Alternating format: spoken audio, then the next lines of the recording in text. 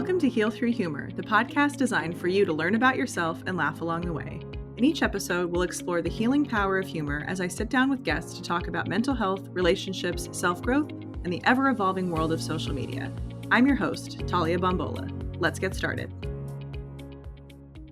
Hello, everyone. Welcome to another episode of Heal Through Humor. Today's guest is Rachel Brooks, the author of Chasing Perfection. I have been looking forward to this episode ever since I have a media person who helps me with booking. And ever since he connected us, I have been excited to get to know more about you, especially for the listeners to get to know more about you. I love your story, and I would love if you could introduce yourself and share more. We were just talking a little bit off air, but I didn't want to go too deeply into it because I want it to be on the episode. So I'll let you take it away. Yes, absolutely. Well, it's an honor to be here. So I'm excited for us to dive in. But for those, I am Rachel Brooks. I am a multi-passionate entrepreneur, author, speaker, and founder of The Confident Woman, which is a lifestyle and media brand really geared towards empowering women to create lasting change within and set themselves up for that success in their life. And, really what does that success look like? That's up to them and their journey to discover that. So, holistically speaking, that came through in about my story, which is all transpired into my book, Chasing Perfection, A Journey to Healing, Fitness, and Self-Love, which I'm sure we'll unpack a little bit of that today.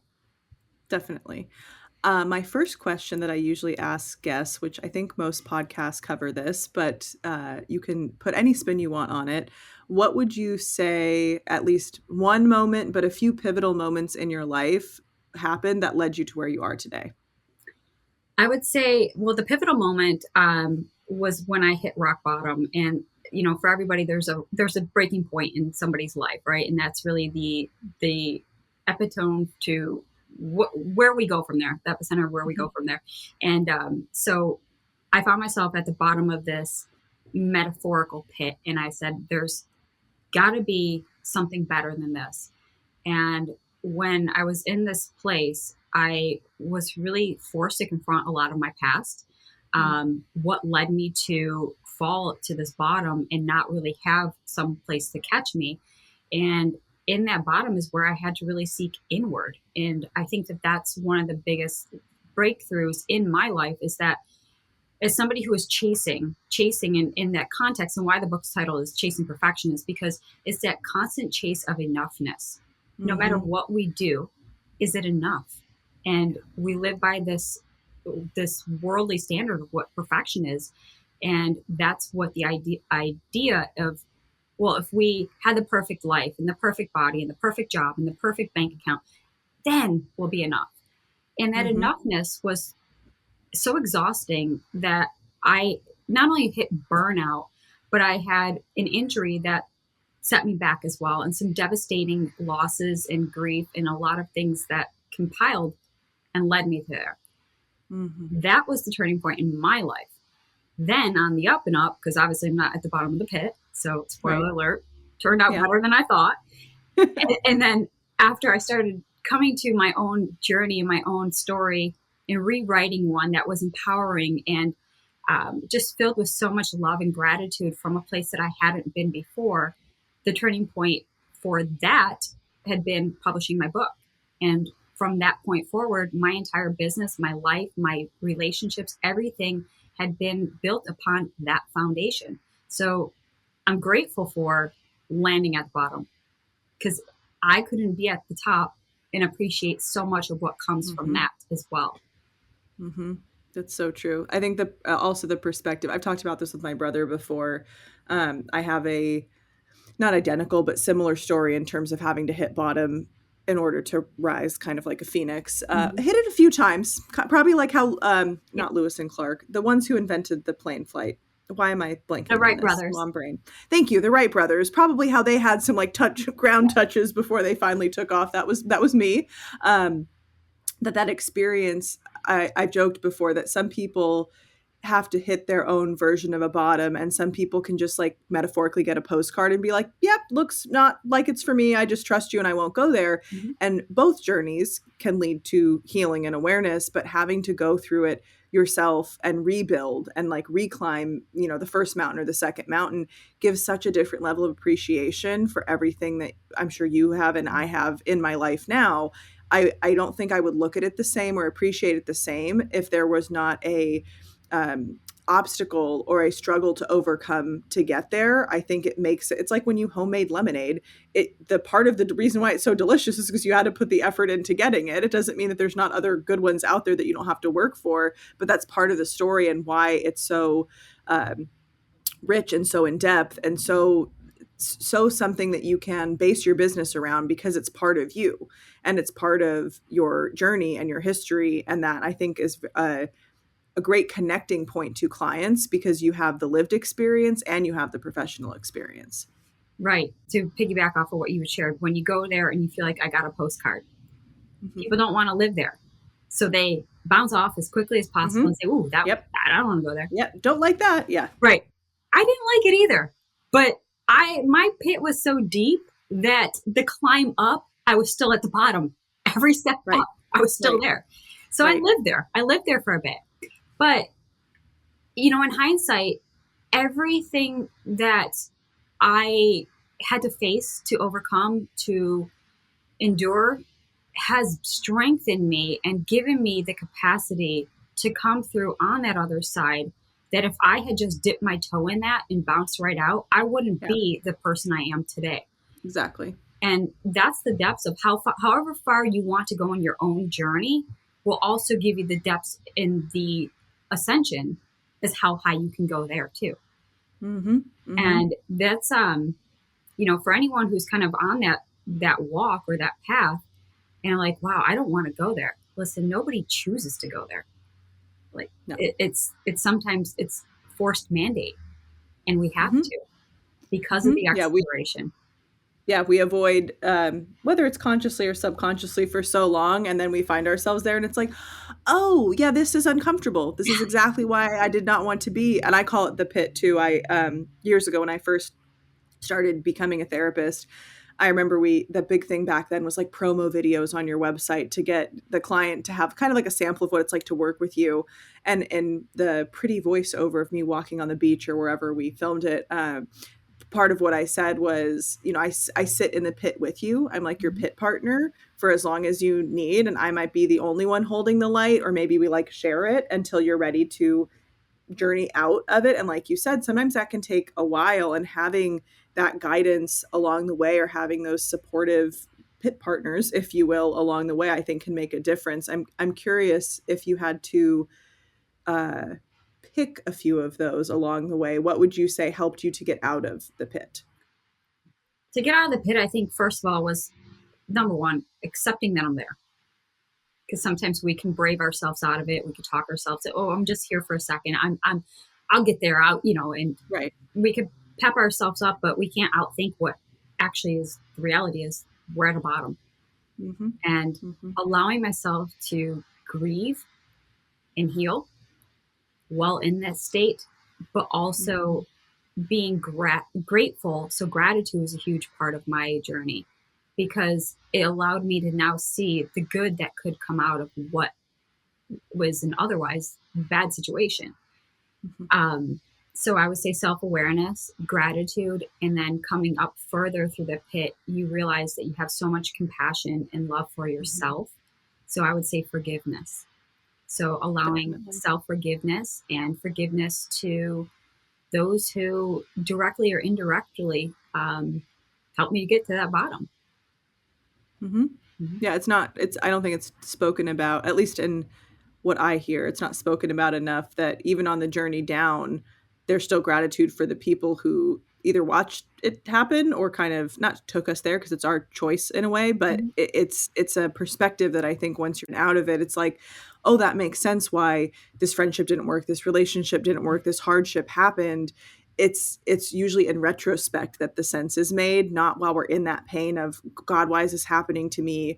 Not necessarily a woe is me, but it's like, why me? Like, I don't think I'm strong enough to handle this. I don't think I can get through this. What purpose is this going to serve? Like, is this going to help at all? And sometimes we never get the answer to those questions. But I know when I sit with my clients, and I'm sure when you sit with people that you work with as well, or people who have written in of like this from your book, like this has happened to me, I resonate so much, then we get our why. It's not always in the moment. Sometimes it's delayed.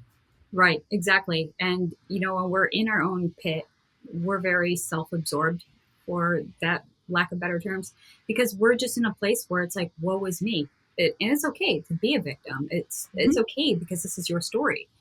Mm-hmm. But you have to ask yourself, is this how you want the story to end? Is this the story you want to continue on the other side?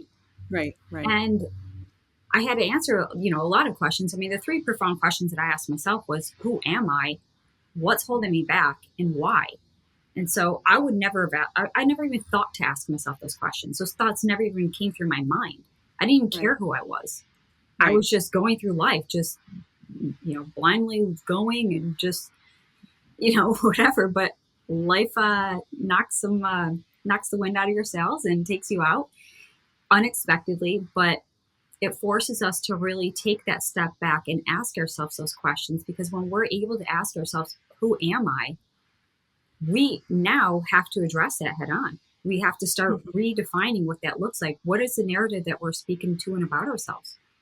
What Mm-hmm. is that negative self talk that's telling us that, oh, look at you, you deserve to be here. You're so stupid. How would you end up here? Do you think you're really going to get out? We might as well just hunker down and this is life. Mm-hmm. But flipping that narrative and flipping the script allowed me to really face those questions, redefine who I am, but more importantly, address the the areas of my life that are holding me back so that I don't repeat the same patterns, the same mistakes. And then more importantly, on top of that, so it's like compounding, is Mm-hmm. why? Why am I here? Not just why am I here at the bottom of this pit? Why am I Right. here in life? And it gave a whole new sense of purpose and meaning. Mm-hmm. But then I had to go back to that first question of who am I, and ask myself again, who am I really? Because now that I knew that I had a purpose and a meaning, the who am I version couldn't be the version that could get me through the purpose. So that Right. allowed me to rewrite my story twice in that pit.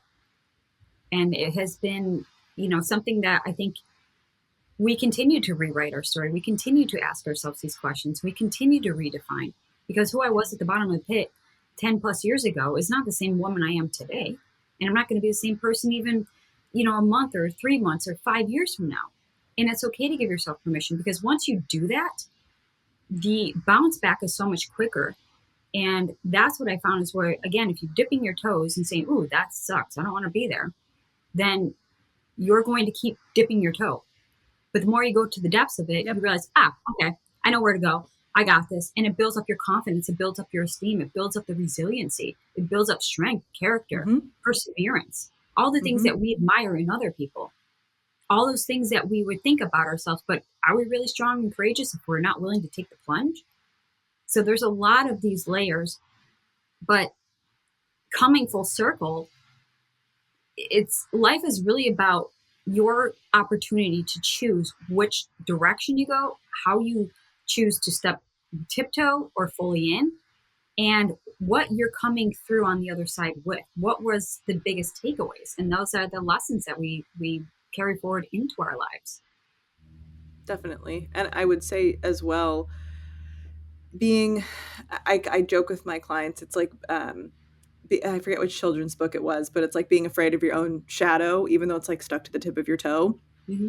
That when we're not comfortable with diving into the depths or doing the deep work, the shadow work, the asking of the questions, how did I get here? What messages did I receive growing up that led me to have that inner critical voice that says I'm not good enough, or nothing I ever do will be good enough, I'm only good enough if, right, the contingencies of worth.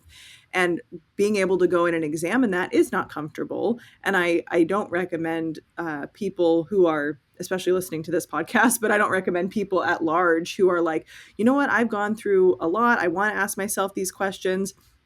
And I know that I've had hardships in my life, to not feel like you have to go it alone, or feel like shame or what could possibly be uncovered stops you from finding somebody who can work with you on this, or a book or a podcast, or consuming other media that can help you along that path. You don't have to go through it alone. You can work with a therapist or a coach that can help you to guide yourself to those answers and hold you accountable. I know one of the most helpful things I've ever done was grief counseling. Mhm. And there were times where I did not want to go to those sessions because of what you're facing and what you're uncovering. And I remember her she wasn't a therapist, so she had the, different guidelines, but she was so gracious. She said, this is not an assignment to rush through. Like, if we have to have the next session or the final session in a month or two from now, when you're a different person, then let's do that. I don't want you to rush through it just to check it off your list, because that's not actual grief counseling or healing from it. You're just kind of dissociating from it at that point. So I think being able to go in and do the deep work, you don't have to go it alone, and you don't have to be afraid of what you uncover being your undoing. Will it shake you for a bit? Yes. Might it change your identity entirely? Yes. That doesn't mean it needs to be something that you fear. It could be something that you anticipate, and you can take it bite by bite. Even when you dive all the way in the deep end, come back up for air and then go back down to the deep end, come back up for air, like kind of like scuba diving, rather than it being like, ooh, that's cold water, I'm just not going to do it. I'll sit here in the, the shallow end, just waiting around. It's still there. Just because you're not swimming into it doesn't mean it's not there for you. Exactly. And, finding those resources, such as coaches, mentors, therapists, guides, podcasts, books, inspirational videos, little things that really do pour life back into your spirit, so that you have that lift, that encouragement to keep going. Right. Because Right. it's easy to want to give up, especially when it's hard. And when you're, metaphorically speaking, you feel like you're just treading water, and eventually you want to just rest. You need to find rest. So finding that as a platform or a place where you can find that rest. And what does rest look like? It's, not from like a sleep rest, but rest in finding that place where you can open up, where you can share.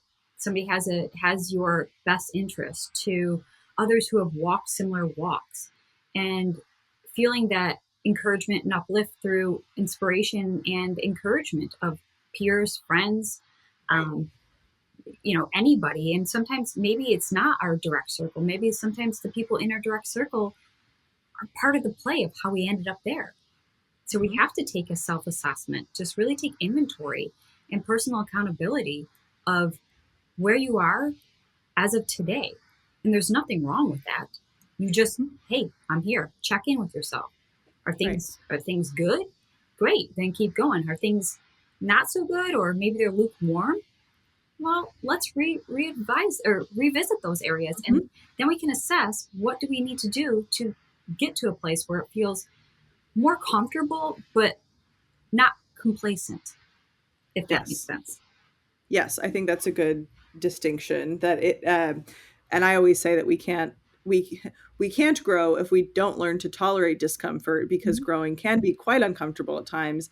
And there's respites as you're climbing that mountain, right? As you're getting to the peak, or as you're coming down and climbing the next mountain, you can take a break, like develop different base camps where it's like, whew, okay, I'm gonna pack myself up. I'm gonna get my blisters packed up, right? You don't have to just go, nose to the grindstone of this depth work for months on end. Some people prefer to do that, but it can get exhausting and you can burn out on it. And if you really want to get to that peak and really discover those questions, who am I? What is my purpose here? And why? You're worth the time to take time answering those questions, and to invest in other, like you said, guides and resources in order to get those answers, not just rush through it like it's a, school assignment of like, well, I'll just put an answer and get credit for doing it. It's not about doing it. It's about, it's not that it's done, it's how it's done. Right. And it's really at your own pace. A pace that healing and growth coincide. And now, time for an ad break. Hey there, listeners. We're interrupting your favorite podcast to bring you a special message from our friends over at Therapy Swag. Are you tired of the same old boring wardrobe? Ready to add a dash of sass and style into your closet while repping mental health? Look no further than Therapy Swag, your go-to online store for snarky shirts and mugs. Their products make awesome gifts for friends, family, or anyone in need of a little pick-me-up. They're on a mission to break the stigma surrounding mental health. They use humor and creativity to open up dialogue, challenge stereotypes, and remind us it's okay to not be okay. Because let's face it, laughter is the best medicine. So why settle for ordinary when you can stand out with therapy swag? Head over to their website today and treat yourself to some snarky goodness. Trust us, your wardrobe and your mood will thank you. Thanks to our sponsor for supporting the show. Now back to your regularly scheduled programming. And that's unique to each individual's journey. And healing is literally that. It's a process. Mm-hmm. There is multiple layers. There's areas that you don't even realize they're there until you've healed from one. You're like, ooh, yeah, that's what that is. Okay, I gotta go address that too, because healing also brings curiosity, I think. Because, like I said, if you explore one area and you're healing from it, you realize now that that was interconnected with that thing and that thing and that thing and so on. Yeah. You connect the patterns. And True. I don't know, I think for me it was kind of cool because I'm like, ooh, well, if I could do that, what other areas can I revisit? What other areas need a light shined in it? And I really took a whole inside out approach into not just the areas that I felt landed me at the bottom of my pit, but while I'm there, I'm like, I might as well check in on these areas and this and that and so on. And now I'm like, I got to rebuild my entire life. And I was like, all right, build up the stamina and the pace that you can sustain.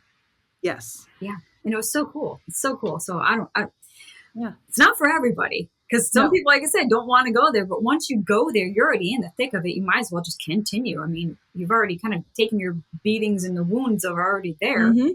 Just keep going. But it makes you, like I said, it toughens you. It gives you the strength. But more importantly, it gives you the capacity and the compassion, the understanding, the empathy, the, everything that we're looking for on that other side. We strengthen that. And now when we're working with other individuals or encounter somebody on a similar path, we stop to really be with them and say, wow, I know what you're going through. It's a whole different, instead of like, sucks to be you, let's keep going, and there's a lot of that. We see that, especially in the online space. There's too much of that. Yes. I guess, toxic positivity. Yes. Yeah. And everything is now, this is mindset. It's growth mindset. If you can't get over it, you aren't reading the right books, you're not in the right room, or you're not this. And one of the things that I think is so important to really address is the emotional component, because of how much our emotional pieces of ourselves, they're dysregulated, they've shaken us up. That is a whole nother healing itself. So you can't outthink your emotions. You can't read a book to heal the emotions. You actually have to feel and navigate and process through that. And that will open the door for you to actually appreciate what you're taking in the mindset aspect. So yeah, it's the whole gamut. And I think for me, it kind of really opened my eyes and has built now what I call my 4 pillars of my foundation, which is built upon mental, emotional, spiritual, and physical health and well-being. Because the physical is the byproduct of that inner fitness, where we tend to lead from the outside in.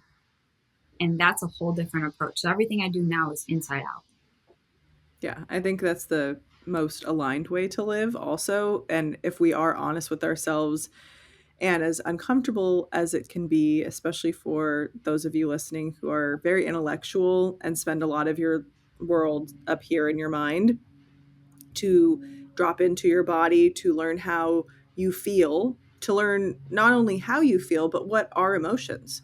Because we can be taught, oh, this is what happiness is, or this is what sadness is, whether it's directly being told that by our parents growing up, or learning it kind of like by it being modeled and piecing it together, like, oh, well, they have all this money and they look happy, or they have this job and they look happy. That doesn't mean that person is feeling or connected to the emotion we think that they are on the surface. And that inside out approach allows the person to tune in and go, would that even make me happy? Like, let's say in the money example, that person is happy because they make X amount, but is that what I need to be happy? No, I actually need more freedom in my time of my work, or I need freedom in where I can work, or I need to not have what my happiness is tied to my salary, right? Like, it's going inside out and tuning into, dropping into what feels right for me and what feels most true. And what is most true for you might not be most true for me, but we could have a discussion about it, we could talk about it, and we can probably find some similarities of, oh, that feeling, I know that feeling, I get that when I whatever look at my daughter, or I get that when I eat a piece of cheesecake. Obviously not, probably not the exact same cause. I feel joy in both, but they're different to different levels. That it's learning your emotional world can help you to not only organize your world around core values. That's one of my big things that I teach my therapy and coaching clients.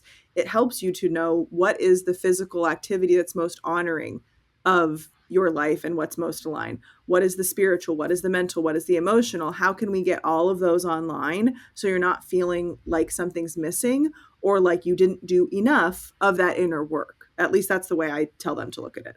And that's exactly how I've taken that approach as well. Because you can Mm-hmm. tell when there's a misalignment. And I mean, Yes. you'll feel it in your like in the area that's out of alignment. You'll feel it in Yeah. like your soul calling, like, okay, there's something missing here. There's a void. Mm-hmm. Or where we're not challenged mentally, we become like just resentful about things. We're like, oh man, I'm not making that progress. Or Yeah. physically something, we have bells, alarms, and whistles in us that's blaring because something's not being addressed. And then, Yeah. when we look at the emotion, it's like when we don't feel an alignment, there's that out of alignment, which is that emotional component. It's like, yeah, no, we're thinking and we're moving, but we're not on the same page. Mm-hmm. So you'll feel this, but I think sometimes it goes back again to the self-awareness. How much time are we actually giving ourselves to check in? Are we honoring what's going on? Are we actually Right. addressing it? Or are we just, oh, that sucks. Let me just find another distraction or numb out or pretend it doesn't exist. And, Mm-hmm. we find that in a lot, with women, especially as like ambitious go-getting women. We don't have time for that.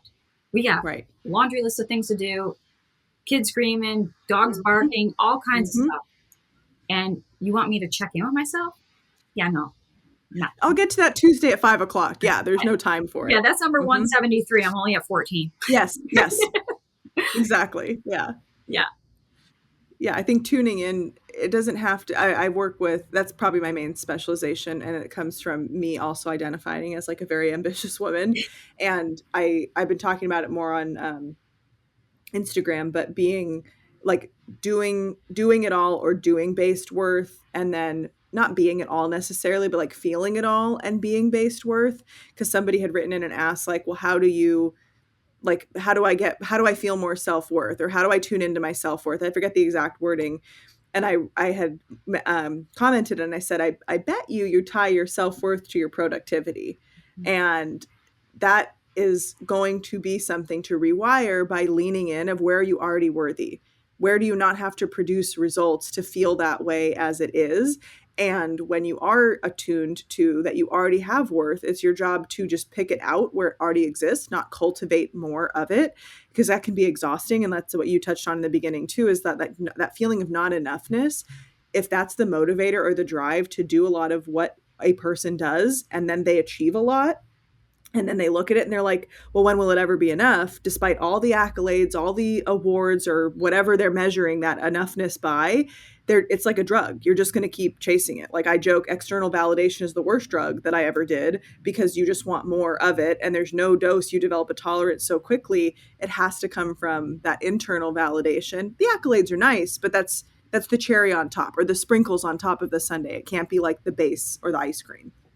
Exactly. And I think that you hit on a topic that I would, if you're okay, exploring a Yeah, little bit, because of course. even though you say like it's the external drug, sometimes you don't even realize that you relapsed. It's so true. Yeah. That is such a good point. Just saying, I don't know, possibly maybe from personal experience again. Literally, yeah. I mean, it's like, Yeah.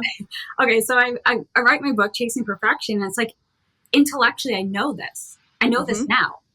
But I found myself in a whole different lane, repeating similar things, but colored differently. So that's why I didn't catch it. Yeah. And as I was doing it, so I was like, oh my gosh, I'm doing the exact same thing, but in a whole different area of my life.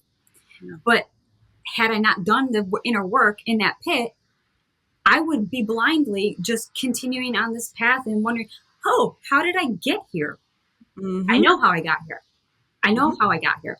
I didn't see that until the journey was, I was too far into the woods to be like, yeah, I'm pretty sure we're on that lost path and we're not even close to where we need to be. This So isn't on the map. no, Oh, I was like, good. Yeah, exactly. Yeah. I took the same left turn. Yeah. But it was in that context, and I want to bring this back to tying it in with Yeah. self Yeah. worth, is because what I realized also is like, okay, chasing perfection, that drive will always be in you. It's almost like we have to tame it. You Mm, can't, you cannot permanently remove it. It's in your DNA. I mean, think of it as like how trauma shapes and shifts us. We're so constantly true. being rewired and Yeah. reprogrammed positively and negatively. So I think that that is always in me. And I found myself now at this place where, I checked everything off my list. It was through worth, through achievements, everything I ever wanted to accomplish and achieve. I was just like, I was at the top of this mountain per se. Mm-hmm. And then when I got there, I was just like, damn, is this it? That's how This I felt too. sucks. Yep. This is it. I worked all those years for this. I mean, don't get me wrong, it's a nice view, but this is it. Yeah. Yep. And that Uh-huh. same feeling at the top of the mountain was exactly the same feeling I felt at the bottom when I said, damn, this sucks. So you can experience the same thing and the highs and the lows in two different situations, two different walks of life. Now, of course, these are like, several years difference between these two stories, Sure. but it's almost that chasing success, right? Because perfection is the illusion. Mm-hmm. Success is so subjective as to how you define success. But if you look again externally, how the world defines success, that's not how your internal world views success. So Mm-hmm. one of my favorite quotes is it's by Tony Robbins. He says, success without fulfillment is the ultimate failure." Mm. And when I read that again, I was like, "Yep, there it was. That was the lesson I needed to remind myself again." Because success was achievement. Because as a perfectionist, you achieve, you perform, you produce. That's how I earned my worth. That's how I Mm-hmm. perceived it. Even though Yes. I knew that in Chasing Perfection in my book, I mean, it's a whole, like I said, a whole different story. But I realize now I was repeating the same worthy aspect just now in a business or Mm-hmm. what the world deems successful. Mm-hmm. So peeling it back again, even though I didn't end up in a pit, I ended up at the top. And I said, wow, I've got to do something Mm-hmm. different about this. And I started redefining what success means for me. I started redefining what fulfillment is. What is meaning? What is purpose? What are the things that really internally light me up to my soul's core? So Mm-hmm. those values, the beliefs. And then I Mm-hmm. get to rewrite my story again because now that the Rachel today has a whole new story than the Rachel at the bottom of the pit, because the Rachel at the bottom of the pit was just trying to figure out who she was and who she Yes. needed to be to get to where Yes. she is. But now that Yes. I'm well aware of who I am, sometimes the values get misconstrued by what the world tells you is worthy, acceptable, successful. And when you want to make a big impact in your life and in your business, sometimes you lose sight of the internal because you're so driven on helping others and helping them succeed that you lose sight Mm-hmm. of yourself. Mm-hmm.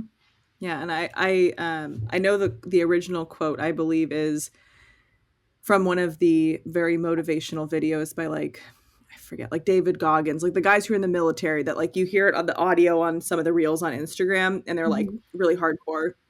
And one of them is like the only place success comes before work is in the dictionary, but I modified that to the only place that success comes before worth is in the dictionary because it also applies. So having it be a good barometer of am I doing this or being this way because I believe whether it's accurate or not, it will give me more self-worth or finally prove to another person that I have worth, including myself? Or am I doing this because this feels like it's a win for me? Is this a success for me? And can that be enough? And if the answer is yes, when I'm working with clients to not be perfectionists, especially, then try it. Oh, but what if it's not, we're not worried about the outcome. We're worried about the feeling that the thinking about doing this or thinking about being this way is warm and inviting and fuzzy. Even if it's messy, try it. You can always make a different decision.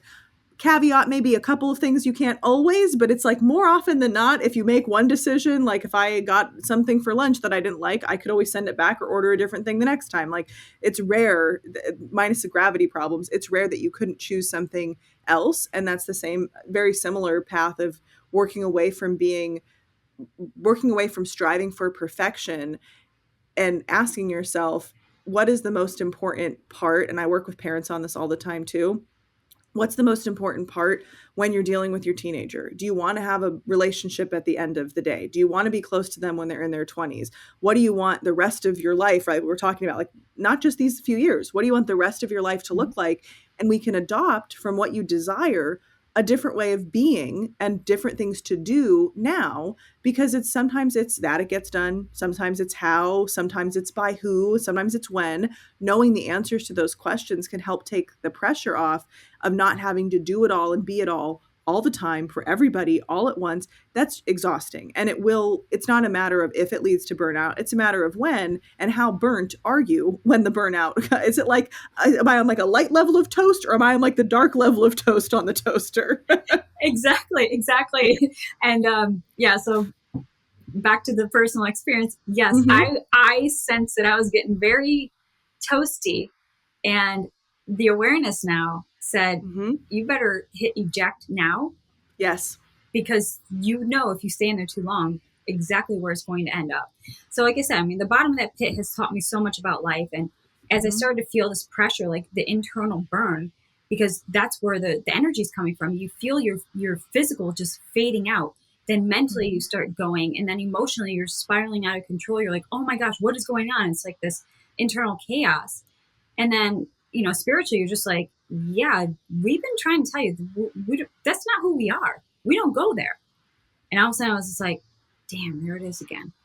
And I just had to make that decision. I was just like, all right, crash and burn. If I got to start over, at least I'm saving myself this time. And that's the priority, because you can always Mm-hmm. rebuild. You can Yes. always reinvent. You can always Yes. start over. But you're never starting over from like ground zero, nothing. You have experience. You have everything in your backing. You're just starting over on like maybe chapter 21 instead of chapter 1. Mm-hmm. You're still there. Mm-hmm. You're intact. You're whole. And Mm-hmm. that's where you get to begin again. And I think that, Mm-hmm. sometimes it can feel scary to admit that, or like start over and afraid, like, okay, what's the world going to think? What are people going to think? And it's like, okay, remember, you're not a Yes. people pleaser anymore. So I have to go Right. back and remind myself of who I'm not. Mm-hmm. Mm-hmm. Mm-hmm. And I love memes. I posted one the other day. And it was like, oh, you're a people pleaser. Name 3 people who are pleased with you. And people were like going off in the comments, and they were like, damn, I can't think of anyone. And it's funny because when we try to please everyone, you can't. But a lot of people say you can't please everyone. You can't please anyone and everyone, including yourself. Like, and ideally you're at the top of that list. And I do not like this book that was out in, I think, the 80s or 90s, The Giving Tree. It's basically how to be codependent 101. Somebody rewrote it along the way. I saw it on Reddit, and it's I think it's like a 2-page story, much healthier. And it's like, and the tree was like, F this, and left and was like, I'm not letting you take from me anymore. Having boundaries and moving away from people pleasing is a kindness that you give yourself and the other person, so that it's not this secret contract, this covert contract of resentment building. Well, I did all this nice stuff for you because this is secretly or, oh, covertly how I want to be treated. And then I'm going to punish you or be resentful towards you because you didn't do for me what I did for you. The golden rule is nice in theory, right? Do unto others as you would like done to yourself. But not everybody's you, and not everybody wants the same things done. So it's really the platinum rule is like, treat others how they want to be treated. And we learn how that is by having out loud conversations about expectations and what would work and not work. And that's also a way to move away from people pleasing and perfectionism, is feeling like you don't have to save or fix or be everything for everyone else. Are you enough for you? Can you sit in that? And can, when you drop into yourself, you feel like, you know what, wasn't my best work, but I'm glad I did it, right? Can you have more of that self-compassion rather than toxic positivity or fully negative self-talk? Exactly, exactly. And it always comes back full circle. It's like from a people pleasing perspective, to your point, we don't realize that we're doing it, but it's a way. Right. And the way I think the best way I can describe it is almost like we're indirectly trying to control and manipulate a situation through our pleasing Yes. because we want something in return. But what is that thing that we're actually longing for? Yes. What are we after? And Yes. sometimes we don't even have words to articulate that. That's why Mm-hmm. it's so important to check in with yourself. Because when you realize, oh, I'm only doing that because I need that. Oh, what is that? What is that? Mm-hmm. Mm-hmm. And then when you can start giving yourself from a nurturing place what it actually needs, you're now looking at these relationships as you said, what do they need? How can I be of service to them? Yeah. And tune into what they're actually saying instead of, well, no, you have to do it this way because this is, and trying to sell them on whatever it is that you're Yeah. giving. Mm-hmm. Um, but yeah, it's just a really unique perspective when you could come back and realize that because I don't think a people pleaser sets out with that intention, but to give that perspective, you are becoming the one who's controlling and manipulating because Mm-hmm. your needs are not met. Yes. And most people don't like to hear that people pleasing is manipulative behavior. When I taught this as a professor, I would say the best definition of manipulation to go off of is like in research where you're like independent dependent variables, like I'm manipulating one to get an outcome of the other. It doesn't mean it has to be a loaded definition. It's I'm hoping for a certain outcome, whether it's consciously or subconsciously. So I'm going to go in and maybe tinker or tweak or manipulate, right? Fix, right? Let me put some pegs in this board, and here's what I'm wanting in the outcome. It doesn't mean that there's a negative judgment against people pleasers, but by definition, that behavior is manipulative, meaning you're wanting a certain outcome. You want the person to see you or not see you a certain way, and you're hoping, like you said, for a certain need to be met. But what is the need really? Oh, well, I want them to like me, because what would that do for you? Oh, well, then I would finally feel like enough. And that's where really diving in with clients can be so helpful to have them understand it's usually not what you're primarily after. It's that secondary deep gain that is that drug that we keep chasing, that high that we keep chasing. When you start to tackle that and heal that at the core, you start to notice also a lot of the other people pleasing behaviors and perfectionistic behaviors start to fall away, because you got the meat of it. It's not just the surface level. You got to what the core of it really is. We should do a part 2 of this episode. I feel like this was so good. We're just getting going. I'm sure our listeners will have many comments and questions. So I'm sure our DMs will be on fire about this episode. I'm very excited about that. And if you would like to come back on, I would love to have you back and we can dive deeper into what we covered today. Thank you so much for listening to another episode of Heal Through Humor. If you like the show, can you please go on your favorite platform and like, rate, review, subscribe, all of the terms that we usually throw out. I would really appreciate it, and I would love to get more listeners just like you in front of the podcast. And if you have an idea for a guest, please feel free to DM me at Talia Bombola. I would love to hear from you.